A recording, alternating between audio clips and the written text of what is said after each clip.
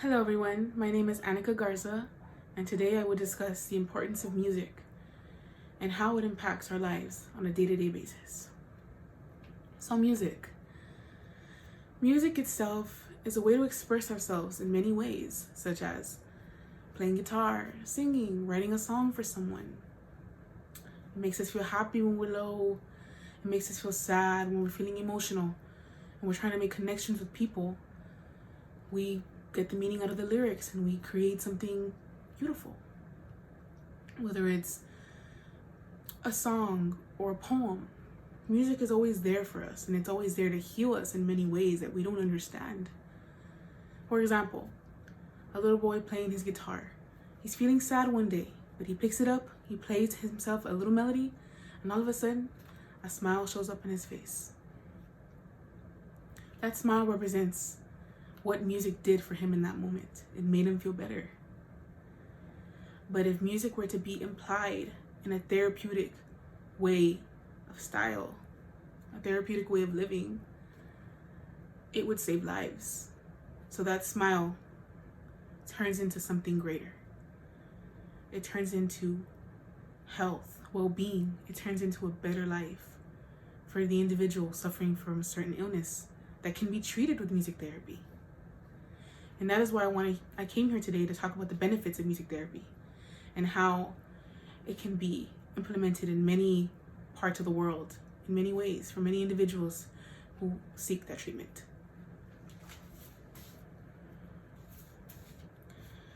So music therapy has always been recognized in the medical field, and it has always been accessible. But throughout time, a lot of the ways it hasn't been in reach to many individuals of different audiences across the board is because of the fact that it isn't insured by many health insurance companies. And that is the problem with that issue, is that if it's considered a therapy and it has healing properties for many individuals who have illnesses, why isn't it insured?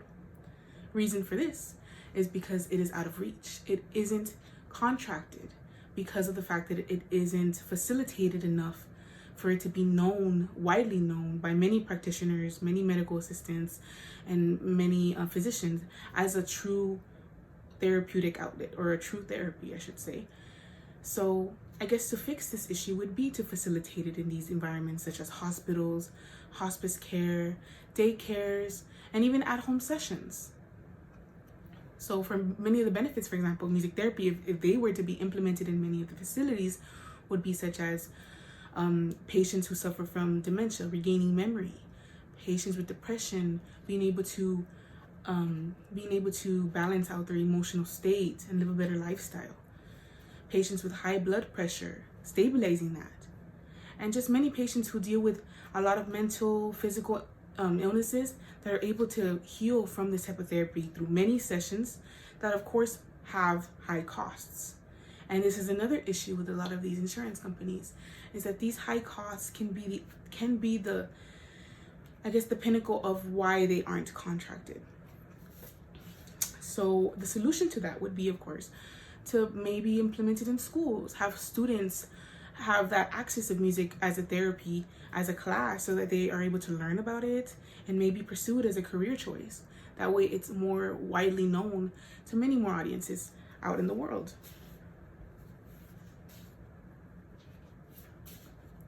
Many health insurance companies don't consider this to be an in-network therapy because of the high costs.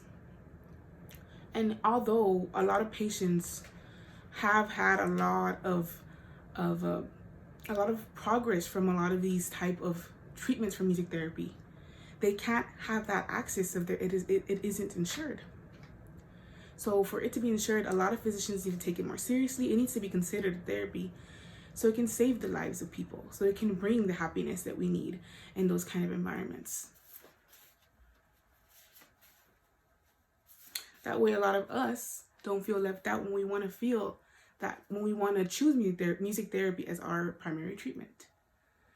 For example, if it were in a hospice care, it would provide that kind of element for people who are in desperate need of that certain treatment at that moment. Or if we were in a hospital, it would give more people jobs, more accessibility, and be more widely recognized overall.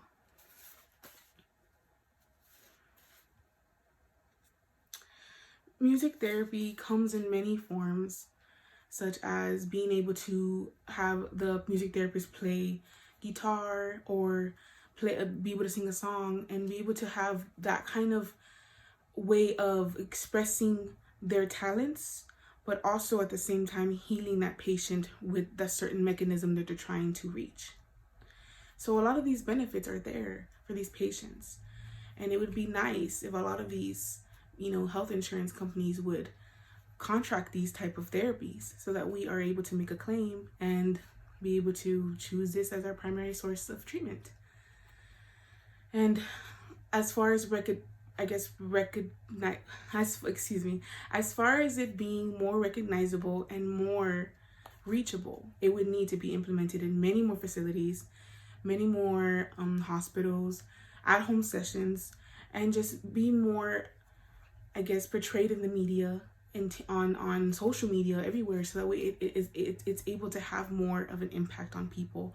People would be able to recognize what they're getting themselves into, and they would be able to relate to, like, for example, music would be a form of comfort for them to seek that kind of treatment.